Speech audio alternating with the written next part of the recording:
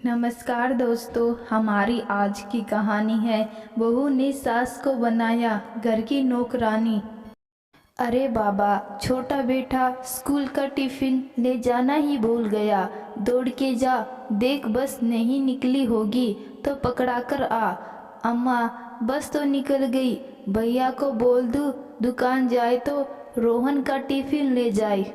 यह कांताबाई और सरोजी के बीच हो रही वार्तालाप है।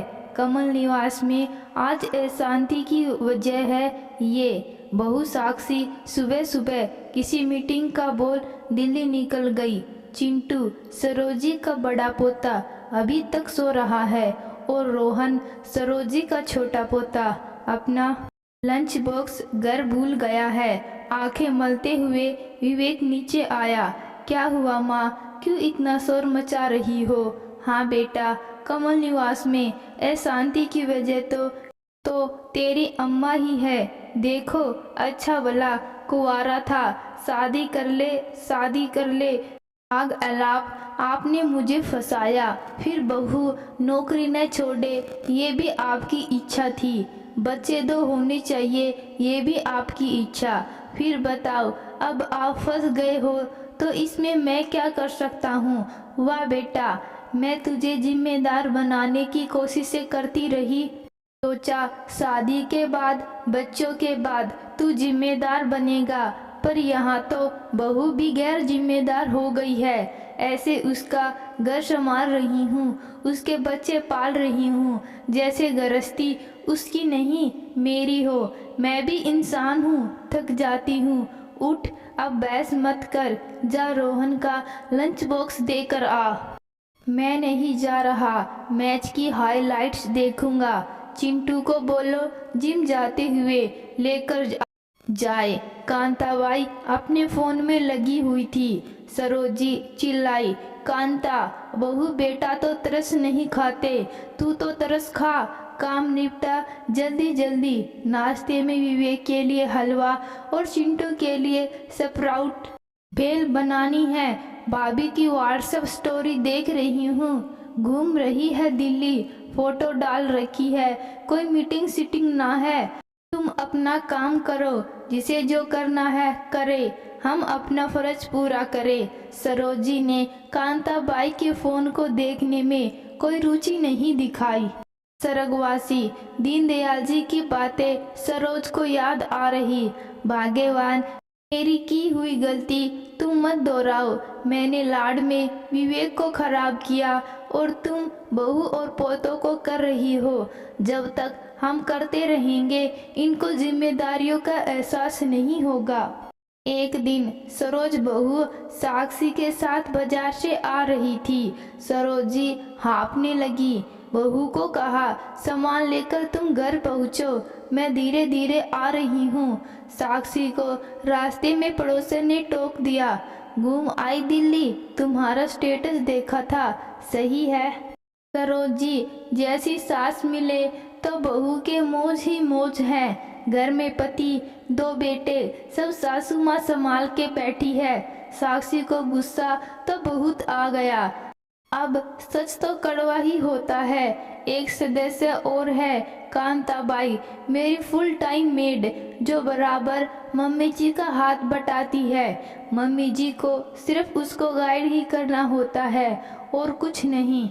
साक्षी ने तो नक्कर जवाब दिया और मुंह बनाते हुए आगे बढ़ गई। पीछे सरोजी धीरे धीरे आ रही थी। ज्यादा नहीं, पर थोड़ा बहुत उन्होंने सुन लिया था, लेकिन सुना अनसुना कर दिया। घर की मुर्गी दाल बराबर। पड़ोसन के इस व्यंग्य भरा वाक्य कहा तो सरोजी को सुल की बाती चुभ गया। सरोजी फोन पर बेटे से बात कर रही थी।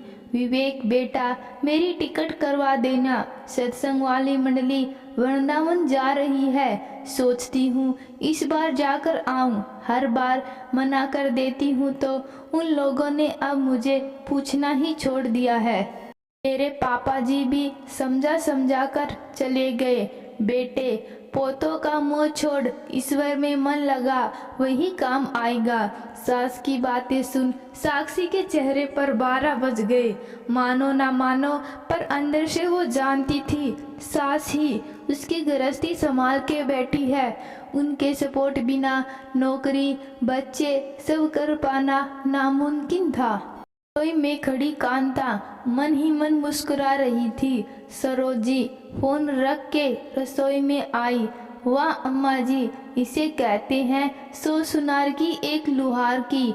मैं खिड़की से सब देख रही, कैसे 203 वाली को आपकी बहू बोल रही थी कि सास का काम तो सिर्फ गाइड करना है। अब आप जाओ, देखो वो ये काम कितना आसानी से कर पाती है। इधर उधर कान लगाने के अलावा कुछ काम भी कर लिया कर, सरोजी बोलकर सत्संग में चली गई। रात के खाने में डाइनिंग टेबल पर आपातकालीन बैठक बुलाई गई। क्या हुआ दादी, कैसे वृंदावन जा रही है? मुझे तो जिम से आते ही दादी के हाथ का प्रोटीन शेक चाहिए। कांता को बनाना भी नहीं आता। चिंटू बोला, मैं तो दादी के हाथ का सॉफ्ट परांठा खा पाता हूँ। मम्मी तो जल्दबाजी में ब्रेड बटर ही पकड़ा देगी। रोहन बोला, मुझे दुकान पर माँ के हाथ का गरम गरम खाने की आदत है। तुम तो सुबह सबका एक साथ बनाकर रख जाओगी। विवेक बोला। इन तीनों से अधिक चिंतित थी साक्षी। वो जानती थी ये रायता उसी का फैलाया हुआ है। अच्छा भला सास घर संभाले हुए थी, अब वो फंस चुकी थी। साक्षी सोचने लगी, अब सब मैं कैसे मैनेज करूँगी। जब सास की जिम्मेदारी संभाल रही थी तब मुझे परवाह नहीं थी किसी की भी। कौन क्या करता है, कहाँ जाता है, सब कुछ सास ही मैनेज करती आ रही थी। लेकिन आज सास के इस फैसले से उसे समझ आ गया था कि आखिर वो कब तक करेगी। आज नहीं तो कल सब कुछ उसे ही संभालना है। साक्षी ने सास का बैग बनवाते हुए उनसे माफ़ी मांगी। मम्मी, आपके अचानक प्रोग्राम बनने से ही मुझे एहसास हुआ है कि मैं कहीं भी कभी भी चली जाती हूँ तो आप कैसे मैनेज करते होंगे। आप भगवान के दर्शन कर आओ, मैं सब संभाल लूँगी। जानती हूँ आप जितना अच्छे से नहीं कर पाओगे, लेकिन शुरुआत तो करनी ही पड़ेगी। अब तक आप पर निर्भर रहेंगे। आपकी एब्सेंस में सबकी आदतें सुधरेंगी। बहू की बातें सुन सरोजी का मन भर आया। उसने तो वैसे ही वृंदावन का बोल दिया था, लेकिन उसे लगने लगा अब कमजोर नहीं पड़ना।